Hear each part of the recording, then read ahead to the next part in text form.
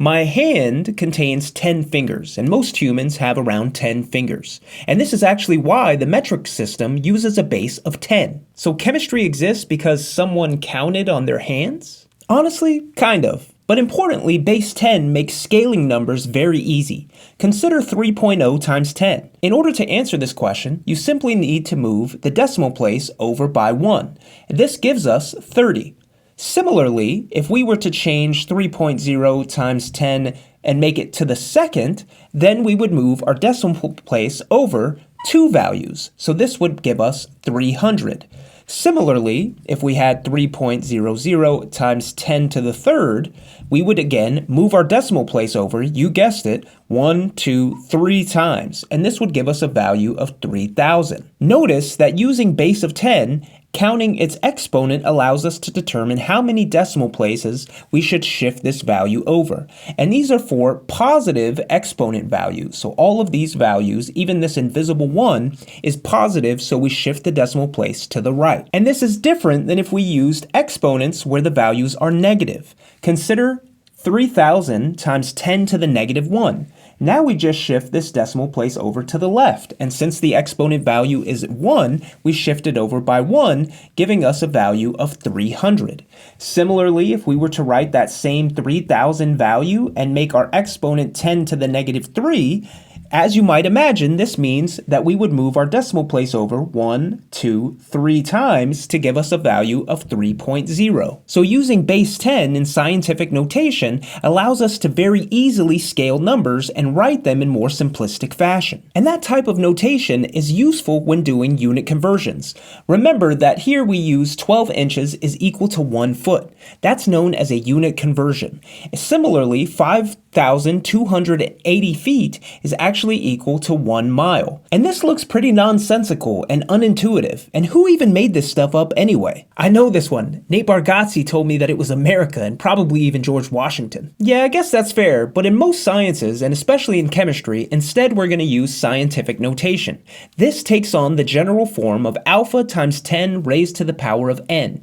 And in these types of examples, we can consider alpha to be some one-digit number, like let's say 4 for example, followed by a decimal place, and then any amount of decimal places afterwards. So let's say 4.3 as an example. And this could be a value for scientific notation for alpha. Remember, it's always one digit, a decimal place, and then some number of decimal places after that. And we always multiply this by 10 raised to the power of something. So for example, 4.3 times 10 to the 2, remember this means this is equivalent to moving this decimal place over by 2, which would give us a value of 430. And while 430 isn't a particularly difficult number to write, something like Avogadro's number is, where we would have 6.022 times 10 to the 23rd numbers of something in a mole. This is known as Avogadro's number, and notice that this exponent is 23, which means to write out this actual value, I would have to move this decimal place over 23 times. Let's try another example. Consider the value 4,500. Can you think about how you might represent this in scientific notation? Pause the video if you need to and see if you can work it out independently. Remember, in scientific notation, we always begin with a one-digit value, and that is always going to be the first significant figure in our value. So in this case, 4. It is always followed by a decimal place and then some other value. So in this case, I'll put 4.5 since that is what follows 4,500. Now in our case, I need to represent this in scientific notation, which is always times 10 to the something. And in our case, since we were moving this decimal place over by 3, I know that I need to represent this by 3. So 4,500 is equivalent to 4.5 times 10 to the third. And we can do a tiny example as well. Consider an example where we have 0.0000342. How might you represent this value in scientific notation? You should pause the video and see if you can work this out on your own. For me, the way that I would do this is begin by again writing a single-digit value, followed by the decimal place that comes after it. So in this case, 3.4. And remember, scientific notation indicates it's always times 10 to the value of some other digit. And in our case, we would need to move over our decimal place 1, 2, 3, 4, 5 times. So as a result, 3.4 times 10 to the negative 5 is equivalent to 0.000034. Now let's connect this to chemistry units, because chemistry loves prefixes. On this chart, you'll see the common prefixes that you need to know in order to convert really large values like giga, mega, and kilo into really small values like micro, nano, and pico. I feel like micro and milli are trying to sabotage me. And that's why practice can help so much. In fact, it's why I built the ChemCore app, which contains tons of flashcards, practice problems, and even the ability to make your own practice exams. If you're interested in checking out the ChemCore app, check the link in the description. It's basically like training camp for chemistry. So then I can suffer efficiently at least. Exactly. Now let's actually use this information. Dimensional analysis is the way that we use these values to convert from one type of unit into another. And importantly, we use fractions to achieve this. Remember from algebra that anytime you have a value in the numerator and the denominator, they will cancel out and just become 1. And this is also true for things like units. So if you had meters divided by meters, the meters would actually cancel out. For example, there is exactly 3.28 feet in 1 meter. And therefore, we can use this as a conversion factor to help us convert between feet and meters, because I can actually turn this into a fraction. I can write 3.28 feet is equivalent to 1 meter as this fraction, or I could even write that 1 meter divided by 3.28 feet. I can use this conversion factor and flip it to suit my needs in order to cancel out units. Let's take a look at a real example so you can see what I mean. Let's say that I was trying to convert 27 feet into meters. The way that I would do this is use conversion factors as fractions to convert from one unit to another. I always begin by writing my starting point, which was 27 feet, and then I write my final units so that I can check my work to make sure that the feet are canceling out and all I'm left with is meters. So remember that our conversion factor was that 1 meter is equal to 3.28 feet. And remember, I can write that as either of these fractions since they are equivalent. So I can go in here, and in order to cancel out feet, I know that it needs to end up in the denominator. So I can write 3.28 feet is equivalent to 1 meter, just like this. And notice that what this will do is cancel out feet since it's present in the numerator and the denominator. And it will leave us with meters since that doesn't have anything to cancel it out. So now all I need to do is divide 27 by 3.28, and I would find that this is nearly 8.23 meters. Let's try another example. Let's say that we were trying to turn 27 kilometers per hour into meters per second. I like to think of this as setting up a choo-choo train, where I begin by writing my first car of the train and my last car of the train. And then I use the conversion factors as the cars in between the beginning and the rear of the train. This is the first math analogy that hasn't personally offended me. Listen, I take the wins where I can. So let's say that I wanted to do this conversion. I would use dimensional analysis, which are those choo-choo trains, to complete this conversion.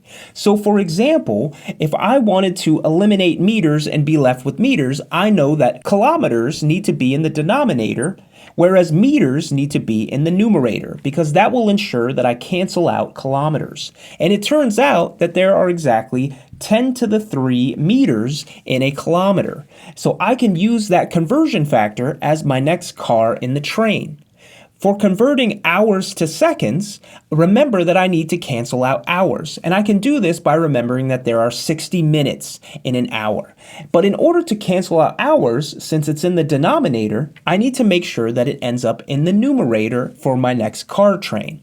So that means that I will have hours divided by minutes. And remember, there are 60 minutes for every 1 hour. And notice that this will allow us to cancel out hours since it's present in the numerator and the denominator. And then to complete this conversion, I need to convert minutes into seconds. And in order to achieve that, I remember that there are exactly 60 seconds for every 1 minute. And now I can go through and complete this calculation. So if you plug these values into your calculator, you'd have 27 times 10 to the third divided by 60 and divided by 60. All of these other ones I can just ignore since anything multiplied or divided by 1 is that value. And if you complete this calculation, you would find that this equals 7.5 meters per second. Let's try 2 more problems. See if you can convert 1,389 meters to kilometers. And also see if you can convert 150 kilometers per hour to meters per second. Pause the video and try it independently. Seriously, give it a shot. Oh, I'm absolutely not pausing. I believe in chaos. That explains a lot. But let's try this problem now together. Remember that there are 10 to the third meters for every 1 kilometer, and we will use this as our conversion factor when doing dimensional analysis. In order to convert 1389 meters into kilometers, I set up my dimensional analysis by writing my starting point, which was the value I was given in meters, and then I also go ahead and write kilometers. And I do this as a trick to make sure that if my units cancel out, I perform my calculations correctly, I should get the right answer. So this means that I need to cancel out meters by placing it in the denominator, and I need to keep kilometers in the numerator since that appears in my final answer. And then from here, I just plug in this conversion factor where 10 to the 3 meters is equal to 1 kilometer. And as a result, when I perform this calculation, this is going to give me a value of 1.389 kilometers, and that is equivalent to 1389 meters. Now for our plan, I need to convert kilometers per hour to meters per second. In order to achieve this, I need to know the conversion factors, which I will later use as fractions in dimensional analysis. Remember that there are 10 to the 3 meters for every 1 kilometer or kilometer. I know that there are 60 minutes in every 1 hour, and I also know that there are 60 seconds in every 1 minute.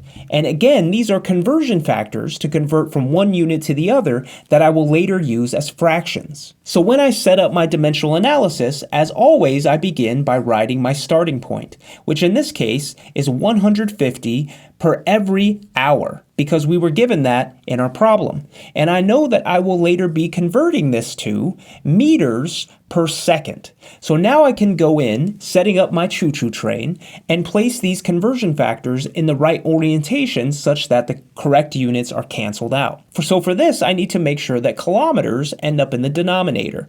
So for every 1 kilometer, because of my conversion factor, I know that there are 10 to the 3 meters. This will allow us to cancel out kilometers from both the numerator and the denominator.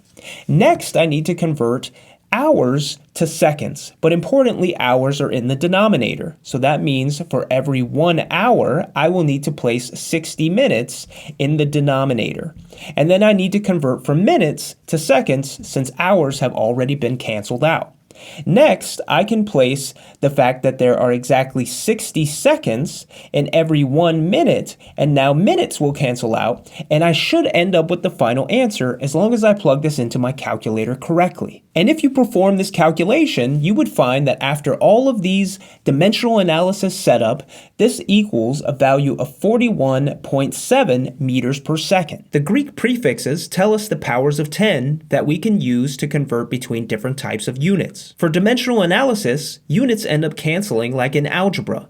I build the train by starting with my starting point, and then writing my destination allows me to place in between the conversion factors that convert from the starting material to the destination. And if you can use scientific notation to do conversion factors using dimensional analysis, then that sets you up for success in all of science. Not just AP or general chemistry, but also organic chemistry, lab, physics. All of science utilizes the things in this video. So as you go through your chemistry course, make sure to check out this playlist which contains tons of more material for you. Check out the ChemCore app down in the description, whether or not you're studying for the MCAT or practicing for your next exam, and make sure that you subscribe to the channel so that you never miss out on another video. I'll see you next time.